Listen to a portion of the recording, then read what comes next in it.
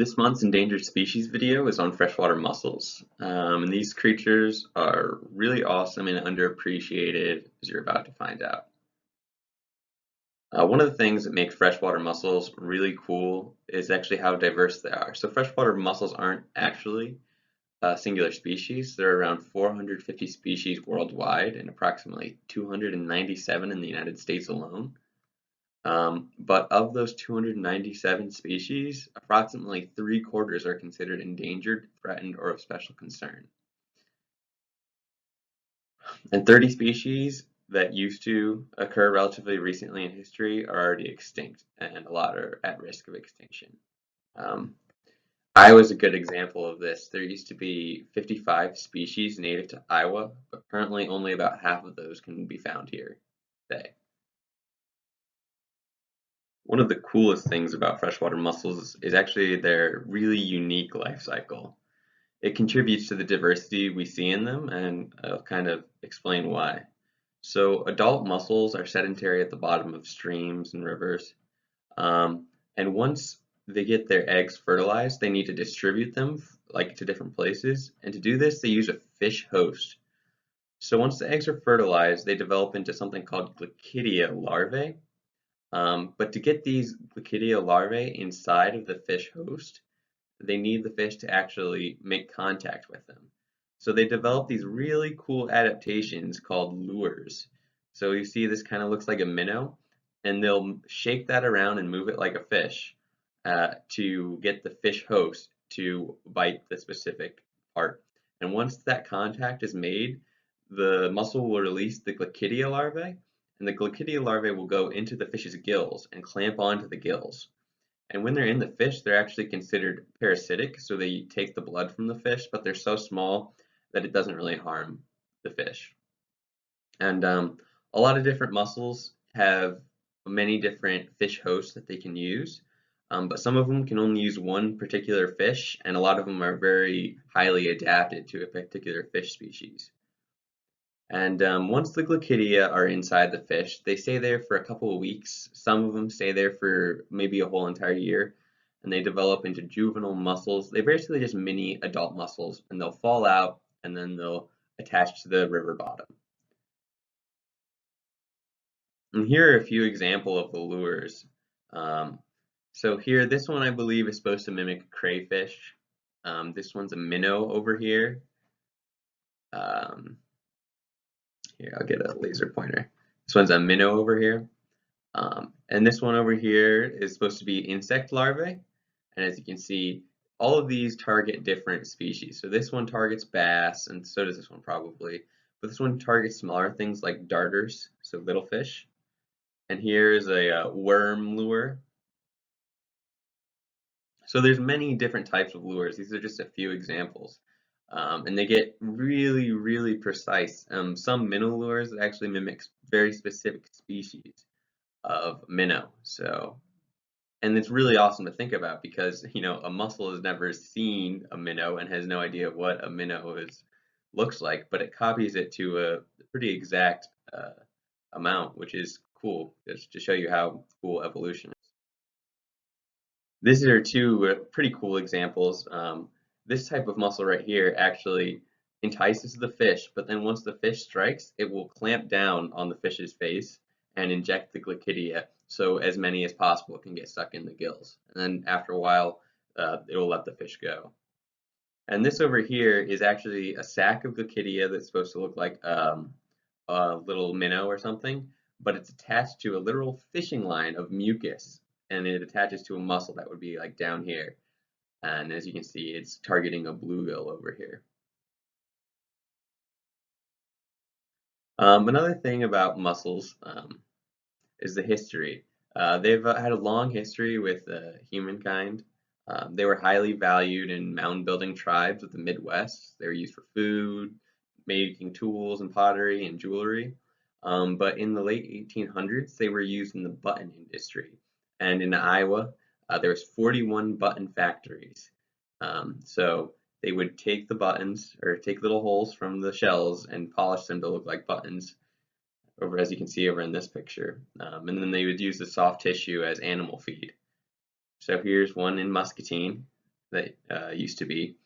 And so this harvest did a real damage to a lot of mussel species, and it was the start of the decline of mussels. But it's definitely not the only thing that contributed to it.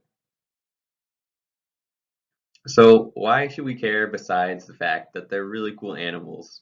Um, well, mussels actually have a lot of services that they provide the ecosystem and us as humans.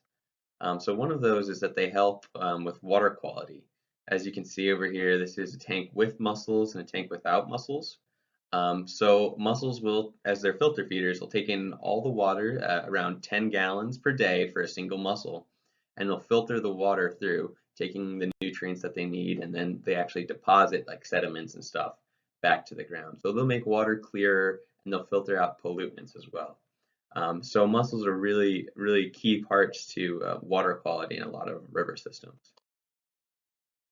But as with the fact that they take in all the water that goes through a river, they're also very susceptible to pollutants and stuff like that. So they're considered an indicator species. So this means that scientists can use a sudden increase in mortality of freshwater mussels as like a reliable indicator of toxic contamination. Um, even cooler is that scientists can actually pick up the dead mussels and then they can measure the amount of pollutants in the mussel shells to determine the type, the extent, and even the timing of the water pollution event in a lake or a stream. So that's one cool thing about them. It's unfortunate, but they're very useful.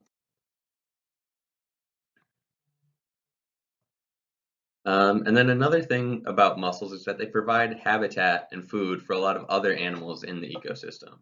So a mussel bed, as pictured here, is just a group of mussels, and it provides firm structure where it would otherwise be just a sandy river bottom of like silt and clay and stuff.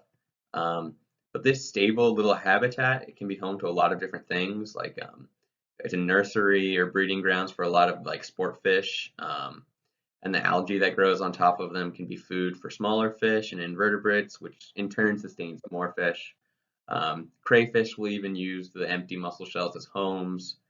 Um, so it's a really great resource for a lot of ecosystems that are in the Midwest.